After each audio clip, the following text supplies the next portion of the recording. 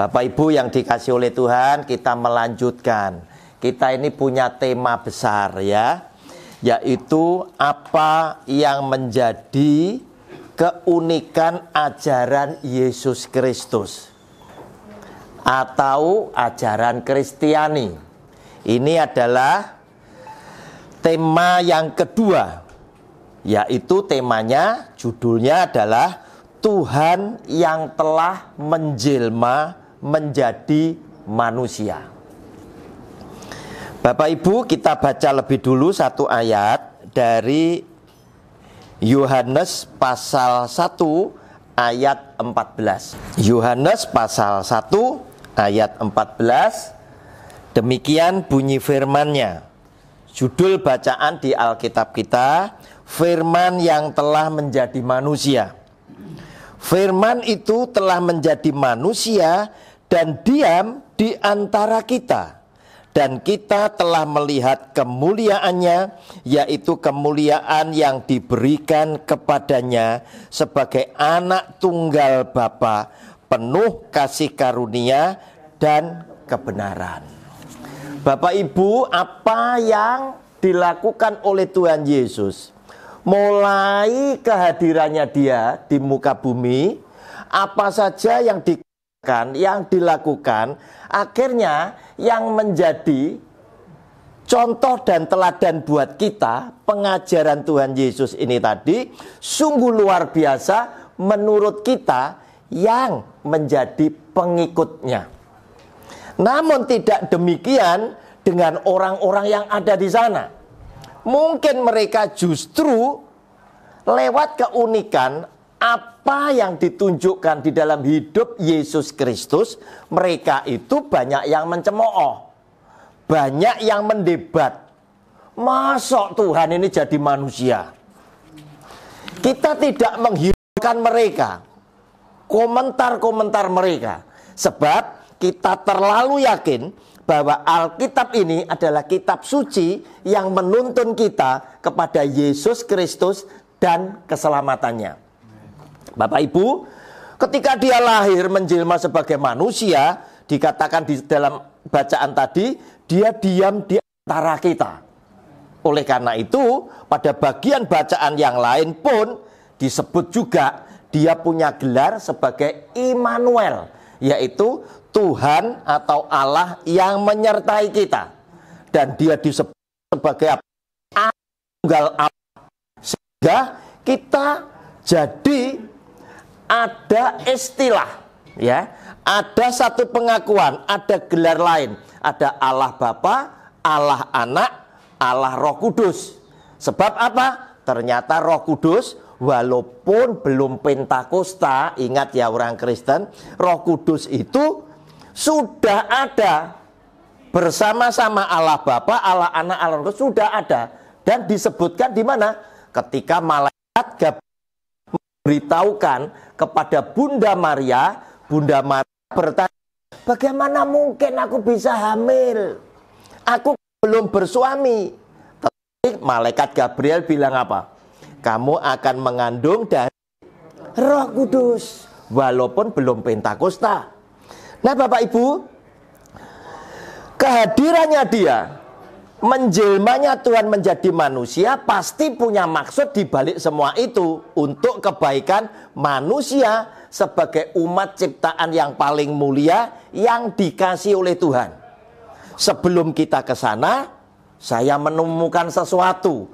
Ternyata dari salah satu, ya, saudara kita, sesama kita yang lain yang punya keyakinan yang berbeda, itu belum tentu menolak, ya, bahwa Tuhan itu bisa menjelma sebagai manusia. Saya ingat ada cerita yang jadi legenda, yaitu yang ditulis oleh seseorang yang beragama Hindu, yaitu kisahnya yang bernama Mahabharata. Nah ya, kisah Mahabharata yang kemudian dilakonkan, ya, di tanah Jawa di Indonesia ini dalam bentuk wayang kulit oleh beberapa dalang yang hebat Indonesia ini punya banyak dalang yang hebat.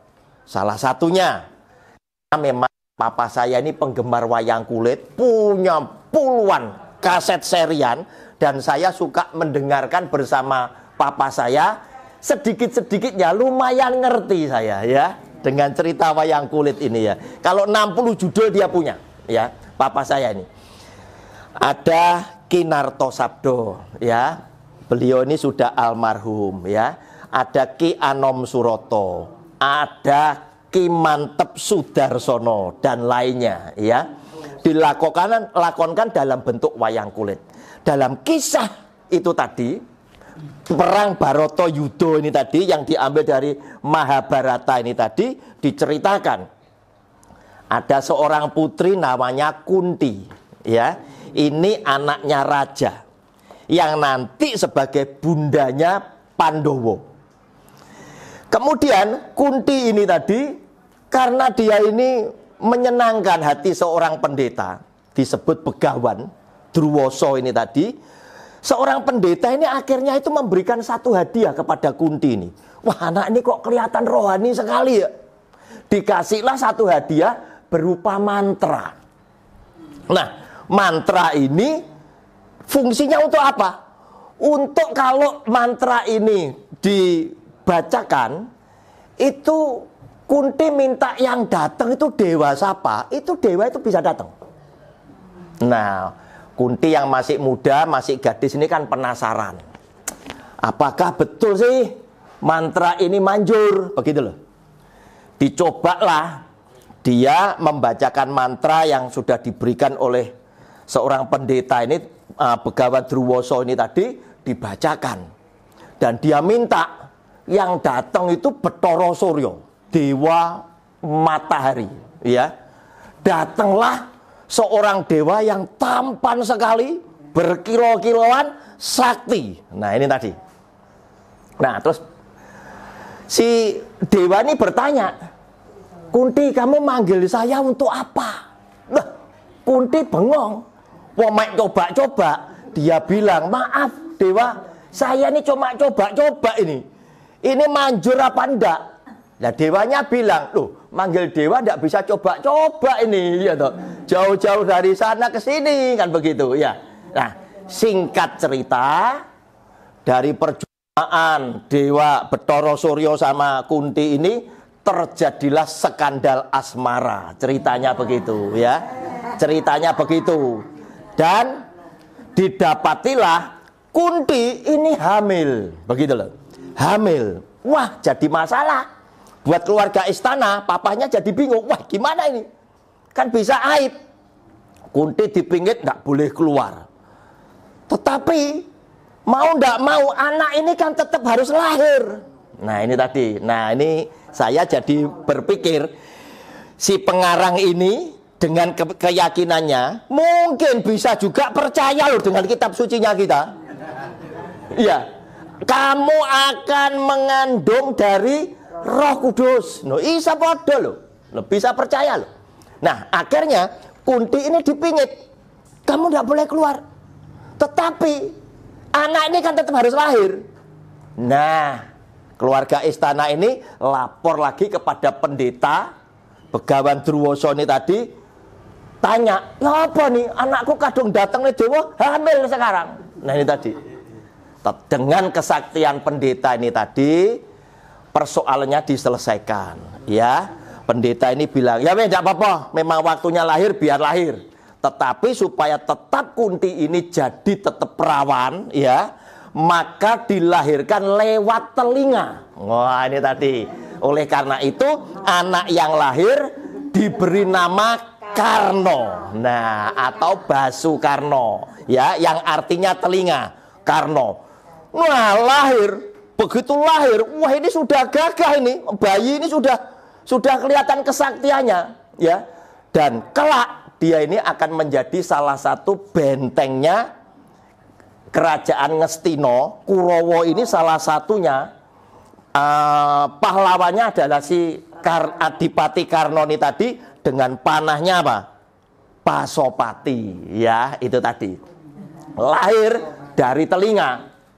Dari telinga, jadi masalah. Betul, walaupun Kunti ini masih perawan, tapi ini anaknya siapa, kan jadi masalah, ya toh? Jadi masalah. Akhirnya disepakati, dibuatkan kejang, dilarung di sungai, ya, model pada Musa, dilarung di sungai, ditemukan oleh seorang bapak yang namanya Adiroto, ya. Ini bapak ini tukang memelihara kudanya kerajaan Ngestino nih tadi. Adiroto dibesarkan jadi anak angkatnya. Nah, pada waktu dewasa, karena ini sakti, anaknya dewa, diangkatlah oleh Duryudono, ya, raja Ngestino ini, yang sulungnya Kurawa ini tadi, jadi bupati di daerahnya, teritorialnya Ngestino. Di situ. Nah, Bapak Ibu, menikahlah Pandu Dewonoto ini tadi, ya, dengan Kunti. Terus menikah itu sekali, enggak cuma satu, zaman dulu istri kan boleh banyak, sama Dewi Madrim, ya.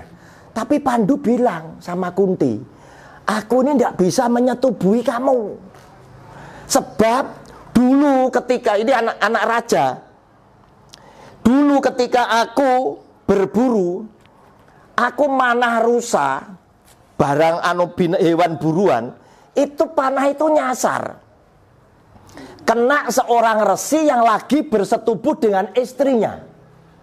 Lah, resi ini sebelum mati itu mengeluarkan kutukan.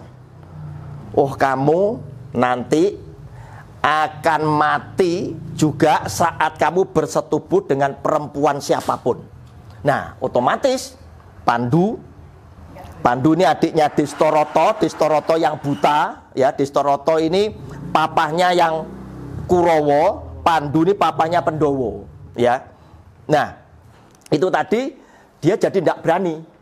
Nah, karena tidak berani, Kunti bilang, tidak usah gelisah, ya toh. Aku punya mantra, ya toh. Kalau ngasih kamu keturunan, wes karek njaluk, ya.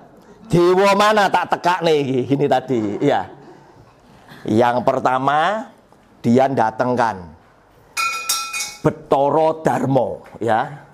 Maka lahirlah Yudhistira, atau namanya Puntadewa ini tadi, orangnya adil, bahkan banyak orang menjuluki saking baiknya ini orangnya ini punya darah putih ini. Yang kedua dia datangkan Betara Bima, lahir Werkudara ini tadi, ya. Lahir Werkudara, Gwagah dan lain sebagainya, ya.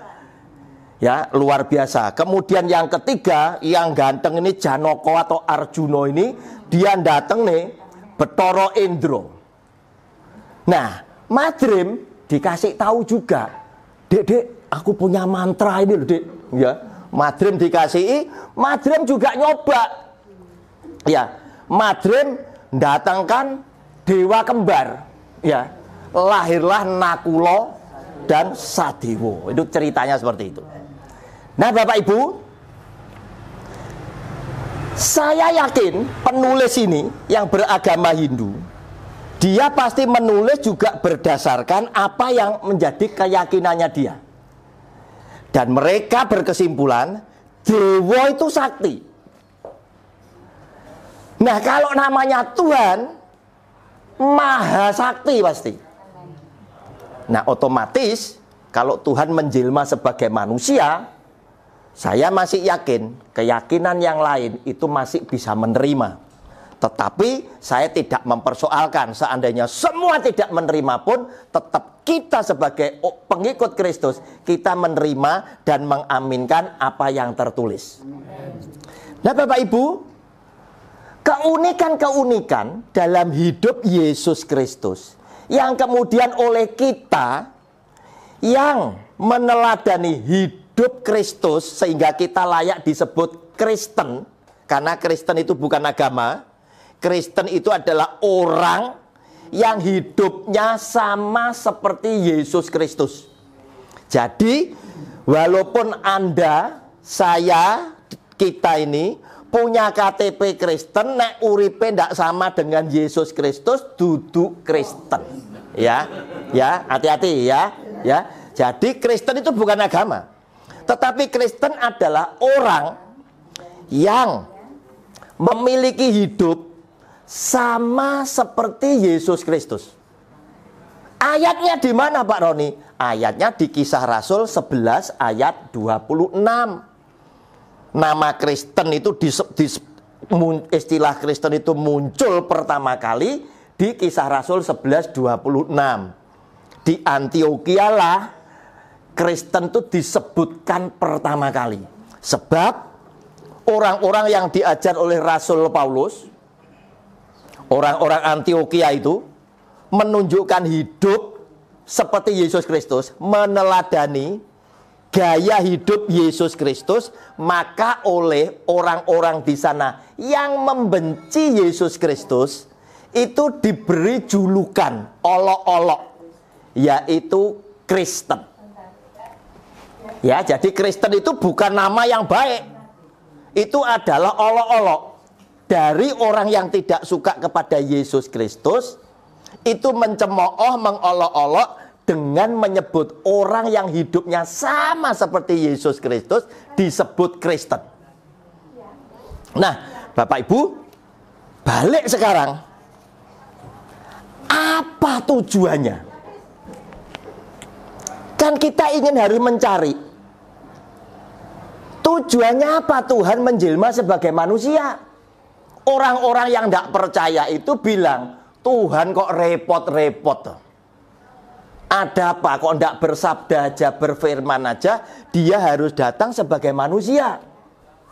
Yang pertama, tidak ada Tuhan yang sama seperti Yesus Kristus, yang punya kasih melebihi yang lain.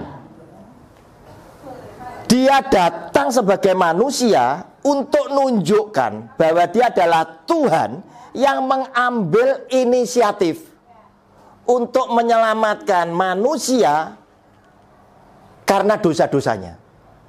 Nah, itu manusia harus cari Tuhannya. Tapi di sini di kita, umat ciptaan Yesus Kristus, itu dia yang datang untuk mencari kita, sehingga dia berkata, aku datang bukan untuk memanggil orang benar, tetapi orang yang berdosa. Aku datang bukan untuk menghakimi dunia, tetapi aku datang untuk menyelamatkan. Nah, inilah bukti kecintaan dia kepada kita sebagai orang-orang yang dikasihi. Bahwa dia datang, dia nunjukkan inisiatif, sehingga kita yang seharusnya mengalami ketakutan seperti Adam, ketika Adam berbuat dosa, yang terjadi apa? Aku bersembunyi karena aku takut. Justru orang-orang berdosa itu didatangi, dihampiri, dicari oleh dia. Sedangkan di sana-sana, ajaran di sana-sana adalah apa? Umat yang cari Tuhan di mana. Tetapi kita, Tuhan itu datang kepada kita untuk menyelamatkan kita. Itu yang pertama. Kemudian yang kedua, dia sengaja memperkenalkan diri dalam jati diri Yesus Kristus Tuhan, supaya Anda dan saya itu mengenal. Kalau semua orang bilang Allah adalah roh, Allah adalah zat, kita orang Kristen juga amin. Tetapi lihat apa yang dikatakan oleh seorang yang membenci Yesus pada awalnya, yaitu orang yang namanya Saulus. Yang namanya Saulus ini adalah orang pinter yang punya jabatan tinggi di keagamaan, orang punya prestasi, orang punya relasi, bangsawan, raja, gubernur, kaisar. Ini Saulus. Apa yang dilakukan oleh Saulus pada waktu itu? Dia akan menangkap baik laki, perempuan, anak-anak, pengikut jalan Tuhan, itu akan ditangkap. Kemudian akan disiksa, bahkan kalau mungkin itu dibunuh. Dia memusuhi umat Yesus Kristus seperti ini. Tetapi apa yang terjadi? Kisah Rasul pasal 9. Saya bacakan mulai ayat 1 sampai 5. Judulnya Saulus bertobat. Sementara itu berkobar-kobar hati Saulus untuk mengancam dan membunuh murid-murid Tuhan.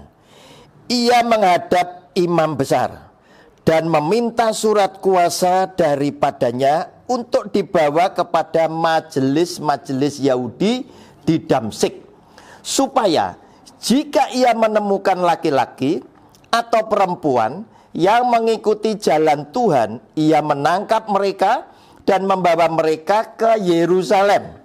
Dalam perjalanannya ke Damsyik, ketika ia sudah dekat kota itu, tiba-tiba cahaya memancar dari langit mengelilingi dia. Ia rebah ke tanah dan kedengaranlah olehnya suatu suara yang berkata kepadanya, "Saulus, Saulus, mengapakah engkau menganiaya aku?" Jawab Saulus, "Siapakah engkau Tuhan?" Katanya, "Akulah Yesus yang kau aniaya itu."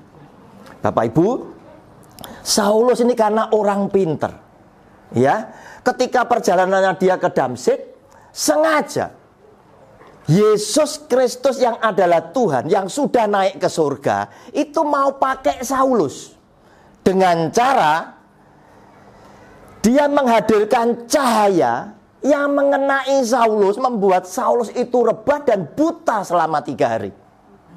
Nah, dasarnya Saulus adalah orang pinter. Saulus langsung tahu kejadian yang supranatural pasti bukan manusia yang bisa berbuat. Ini pasti pekerjaan Tuhan. Oleh karena itu, ketika dia rebah, dia langsung bertanya Saulus ini, "Siapakah engkau Tuhan?" Karena Saulus mendengar di balik cahaya tadi ada suara yang bilang, "Saulus, Saulus, mengapakah engkau menganiaya aku?" Saulus dengar. Dan teman seperjalanan Saulus itu ikut mendengar, tapi mereka tidak melihat apa-apa. Nah, Saulus yang menangkap suara itu tadi, otaknya langsung berkesimpulan, ini pasti pekerjaan Tuhan. Saulus ganti bertanya, "Siapakah engkau Tuhan?" Dan di balik cahaya tadi muncul jawaban, suara Yesus Kristus Tuhan yang sama. "Akulah Yesus yang engkau aniaya." Kesimpulan kita, Tuhan itu punya nama. Namanya siapa? Yesus. Urusan yang di sana-sana tidak mengenal, biarkan saja. Tetapi ketika dia menjelma sebagai manusia, dia ingin membuat semua yang beriman kepada dia, kita yang menjadi pengikut dia dengan meneladani gaya hidup Kristus, kita tahu bahwa Tuhan itu namanya Yesus. Mengapa dia harus memperkenalkan diri? Karena dia memberikan janji kepada saudara dan saya. Kedatangannya dia bukan untuk menghakimi, bukan untuk menghukum, tetapi untuk menyelamatkan. Kedatangan dia bukan untuk memanggil orang benar, tetapi orang berdosa supaya bertobat dan diselamatkan. Oleh karena itu, nggak salah ketika dia harus bilang kepada Anda dan saya, dan tertulis di dalam kitab suci ini tadi, "Akulah jalan dan kebenaran dan hidup." Semua pada cari jalan. Loh, jalannya cuma ada di Yesus. Semua cari benar, kebenarannya cuma ada di Yesus. Semua ingin selamat, selamat hanya ada di Yesus. Mereka sedang cari, kita sudah dapat karena Dia yang memberikan anugerah untuk kita. Dengan Dia mau datang, mendatangi kita yang berdosa supaya kita bertobat. Tujuannya apa, saudara? Dia ngomong sama kita. Di dalam Yohanes pasal yang ke-14, ternyata dia bilang seperti ini. Ayat 1 sampai dengan ayat yang ketiga. Akulah jalan dan kebenaran dan hidup itu.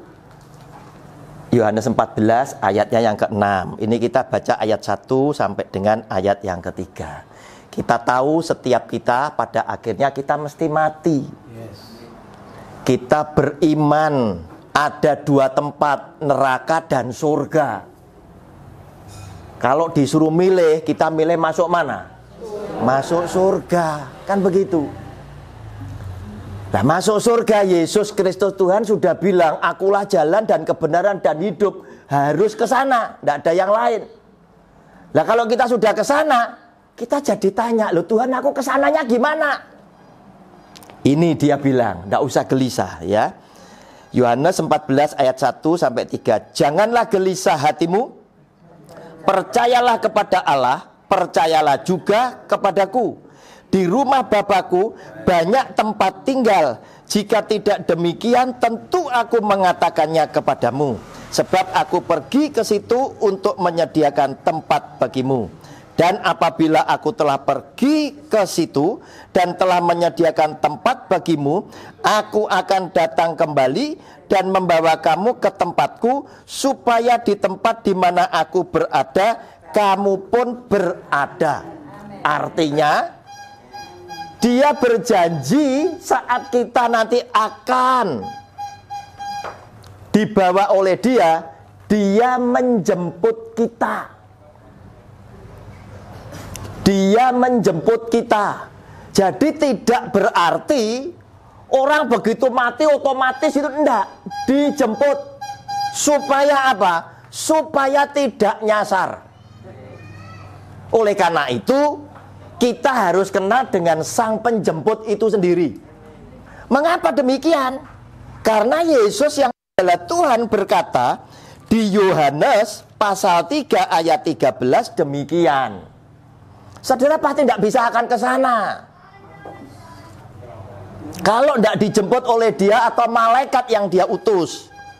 Nih, Yohanes 3 ayat 13. Tidak ada seorang pun yang telah naik ke surga selain daripada Dia. Perhatikan, Dianya huruf besar atau kecil? Huruf besar. Yang telah turun dari surga, yaitu anak manusia. Yang pernah naik ke surga itu cuma Yesus saja. Kita manusia, ciptaan yang berasal dari bawah, itu belum pernah ada yang ke sana. Oleh karena itu, setelah Dia memperkenalkan diri dalam wujud Yesus Kristus Tuhan ini tadi, Dia akan menjemput kita dan membawa kita ke sana, supaya di tempat di mana Dia berada, kita pun juga di sana. Muncul pertanyaan sebagai penutup. Pak Roni, gimana dengan banyak pendeta yang ngomong, saya dibawa ke surga? Saudara, kalau Anda yakin dia benar, Alkitab ini harusnya salah. Betul? Ya. Yesus Tuhan bilang tidak ada yang naik ke surga. Kalau Anda bilang, Anda percaya pendeta itu naik ke surga, Anda mesti milih yang bohong yang mana? Pendeta ini atau Yesus yang Tuhan kita yang bohong? Ngerti? Pasti pendeta, kan begitu. Bohong, sebab apa? Dia bilang tidak ada. Nah, terus gimana sikap kita kepada dia? Ya biarkan aja kita ngomong sama jemaat. Pastilah kamu yang sudah sering naik ke surga, besok kalau kamu mati pasti tidak dijemput karena wis roh dalane. Tuhan Yesus memberkati kita semuanya. Amin. Beri kemuliaan buat Tuhan. Amin. Memberi pencerahan untuk perjalanan hidup kita. Tidak ada manusia melungsungi, enggak no. Manusia satu saat pasti akan mengalami yang namanya apa? Karena apa? Sudah dibuktikan bahwa yang hadir banyak yang janda. Sudah dibuktikan suaminya dijemput Tuhan. Ya, itu nggak bisa dilawan, saudara. Fakta yang Tuhan bicarakan pada siang hari ini. Ya, jadi suatu saat kita juga akan dijemput oleh Tuhan.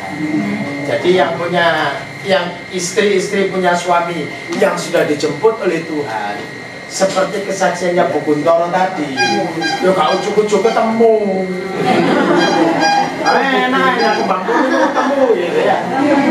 Nah, itu masih ada proses Bapak Ibu. Selama di dalam hidup kita, di dalam dunia ini, kita selalu menyenangkan hati Tuhan. Sing jemput sama Tuhan Yesus, ya toh? Karena apa? Kita punya hati tidak pernah tidak menyenangkan hati Tuhan, selalu menyukakan hati Tuhan. Kalau kita ini selalu menyukakan hati Tuhan, dimanapun kita berada Bapak Ibu, kita ini selalu di bawah pemeliharaan Tuhan. Ya, kita ini pasti selalu di bawah pemeliharaan Tuhan. Sakit pun dipelihara Tuhan. Menjadi apa? Sembuh. Ya, tidak punya duit, nah, ya dipelihara oleh Tuhan. Dari mana? Tidak tahu solusinya Tuhan. Datang bisa dari kanan, kiri, muka, dan belakang. Tahu-tahu ada orang mengetok pintu. Makanya leknya mau suka tukaran. Ya, mau saya ngeteri duit, balik, saudara. Ya, tapi kalau rumah kita ini damai dan sejahtera, berkat Allah itu selalu mengalir. Ya, jelas firman Tuhan pada siang hari ini tidak menyesatkan di dalam perjalanan hidup kita. Ya, selalu menuntun. Ya, selalu menuntun. Oleh sebab itu, saya berterima kasih kalau pada siang hari ini ada 3 ibu, 1 bapak yang sudah datang pada siang hari ini. Mari kita sama-sama menyenangkan hati ya, selalu menyukakan hati Tuhan. Tidak usah khawatir, saudara. Tadi ayat yang terakhir tadi, jangan gelisah. Ya, tidak boleh gelisah kita ini. Apapun mahal, tidak usah gelisah, tidak usah takut. Itu bukan urusan kita, urusan pemerintah. Urusan kita yang punya Tuhan. Yang punya tubuh kita ini Tuhan Yesus sudah. Berarti kalau Tuhan yang punya ada jaminan. Ya, ada jaminan. Yang jamin hidupmu bukan suamimu. Yang menjamin hidup suami bukan istri. Yang menjamin bapak ibu bukan anak-anak kita. Yang menjamin Tuhan Yesus. Ada kalau anak berkati tapi medit dari tapi kalau hidup kita dijamin Tuhan, anak kita jadi semuanya baik, merawat kita, ya. Lorong dibawa yang dokter. Gitu. Kenapa? Hati anak-anak kita sudah dijamah oleh Tuhan Yesus. Terima kasih Pak Roni yang sudah berbicara firman Tuhan pada siang hari ini, memberi pencerahan. Gak ngekei bola ruwet. Orang pikir wes ruwet. Hidup ini sudah susah, hidup ini sudah ruwet. Tapi Tuhan mengurai satu persatu persoalan kita, masalah kita, ya. Satu persatu, nggak langsung persoalan itu sudah selesai semua, enggak. Satu persatu diurai oleh Tuhan. Satu persatu Tuhan mengurai persoalan kita, masalah kita, sakit penyakit kita, ya. Makanya manusia itu tidak bisa mandiri, saudara. Manusia ini hidup makhluk sosial. Ya, terima kasih. Tuhan Yesus memberkati.